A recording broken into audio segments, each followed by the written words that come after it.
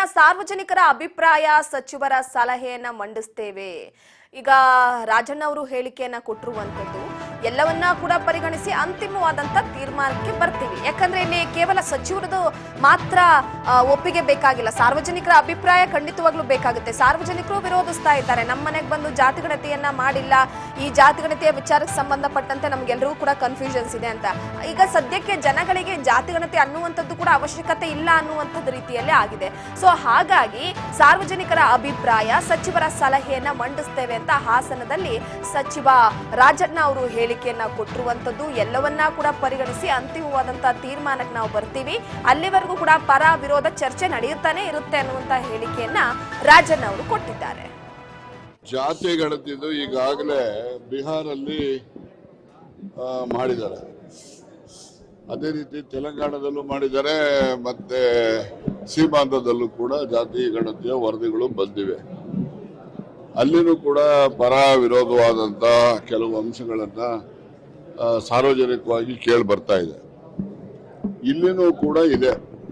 15ರಲ್ಲಿ 2015ರಲ್ಲಿ ಮಾಡಿದಂಥದ್ದು, ಮತ್ತೆ ಆಗ ಇದ್ದಂಥ ನಮ್ಮ ಪಾಪ್ಯುಲೇಷನ್ 5 ಕೋಟಿ ಪ್ಲಸ್ ಇರ್ತಾ ಇತ್ತು, ಈಗ 7 ಕೋಟಿ ಇದೆ, 7,40,00,000 ಮೇಲಿದೆ. ಈ ಹಿನ್ನೆಲೆಯಲ್ಲಿ ಇದು ವರದಿ ಅವೈಜ್ಞಾನಿಕ ಅಂತಕ್ಕಂಥ ವಾದ ವಿರೋಧ ಪಕ್ಷದವರು ಹೇಳ್ತಾರೆ.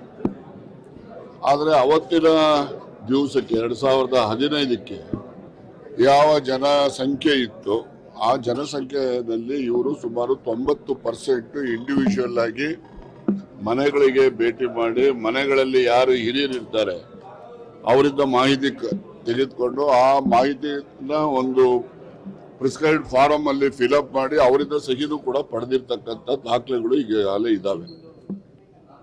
ನಾನು ಏನು ಈ ಒಂದು ವರದಿನಲ್ಲಿ ಬಂದಿರತಕ್ಕಂಥ ಪ್ರಮುಖವಾದಂತಹ ಅಂಶಗಳೇನಿದ್ದಾವೆ ಆ ಅಂಶಗಳ ಬಗ್ಗೆ ಈಗಾಗಲೇ ಸಾರ್ವಜನಿಕವಾಗಿ ಪತ್ರಿಕೆಗಳಲ್ಲಿ ಮಾಧ್ಯಮಗಳಲ್ಲೂ ಕೂಡ ಪರ ವಿರುದ್ಧವಾದಂತಹ ಮಾತುಗಳು ಬರ್ತಾ ಇದ್ದಾವೆ.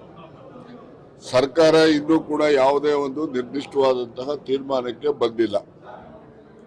ಜನರ ಅಭಿಪ್ರಾಯಗಳು, ಜನರ ಸಲಹೆಗಳನ್ನ ಎಲ್ಲ ಕ್ರೋಢೀಕರಿಸಿ 17ನೇ ತಾರೀಕು 4 ಗಂಟೆಗೆ ಸಚಿವ ಸಂಪುಟದ ಸಭೆ ಏರ್ಪಡಿಸಿದ್ದಾರೆ.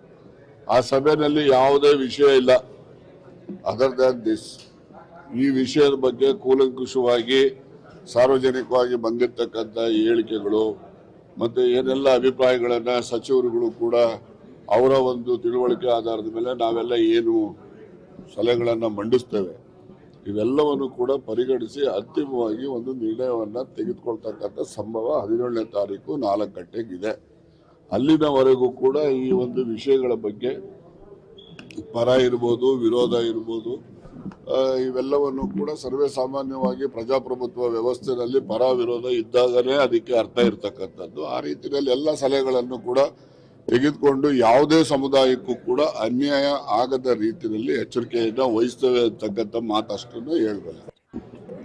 ಜಾತಿ ಗಣತಿದು ಪ್ರಮುಖವಾಗಿ ಒಂದು ಕಡೆ ಈಗಾಗಲೇ ಸದ್ಯದ ಮಟ್ಟಿಗೆ